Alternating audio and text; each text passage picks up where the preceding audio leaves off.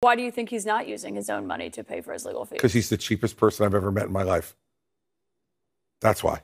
The Republican presidential primary started to get ugly with Christie taking shots at Donald Trump on CNN. This is how Christie responded when asked about how Donald Trump is using campaign donations to pay for his legal fees. Donald Trump's fundraising, he has quietly begun diverting money that he is raising for his 2024 campaign into a political action committee that he has used, which we can see from filings, for his personal legal fees. What do you make of that? It's disgraceful.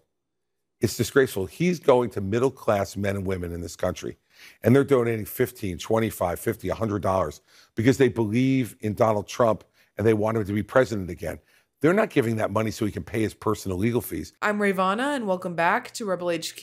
Let's get real, Governor Christie. Anybody who's willing to donate money to Donald Trump in 2023 doesn't really care how he's spending that money, and they probably think that he's innocent, and using that money to defend himself is a worthwhile cause. Governor Christie then went on to call Donald Trump a grifter and used as an example the kickbacks he gave to his family while in office. And it's a continued grift.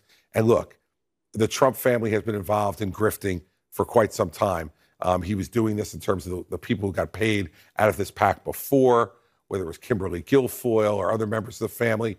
Jared Kushner, 6 months after he leaves the White House, gets $2 billion from the Saudi sovereign wealth fund when Donald Trump had put him in a position to be in the Middle East. What was Jared Kushner doing in the Middle East? We had Rex Tillerson and Mike Pompeo as secretaries of state. We didn't need Jared Kushner. He was put there to make those relationships, and then he cashed in on those relationships when he left the office. So what Donald Trump's doing now is just a continuation of what he's permitted his family to do over the entire course of his time as president. Then the attacks take a turn for the personal, as Christie really reasonably claims that Donald Trump is the cheapest man he ever met in his life. Why do you think he's not using his own money to pay for his legal fees? Because he's the cheapest person I've ever met in my life. That's why. And what he's very good at, Caitlin, is spending other people's money. And if you look at his history in New Jersey, and you think he's misleading his voters, his supporters by... Well, I think those supporters, write a check to Trump for president. They think they're paying for campaign expenses, not for personal legal expenses. What happened to him, let's say with the documents case, had nothing to do with a campaign at all. It's a personal fault of his, mistakes he made, that he's now being held to account for and has to pay lawyers to defend him.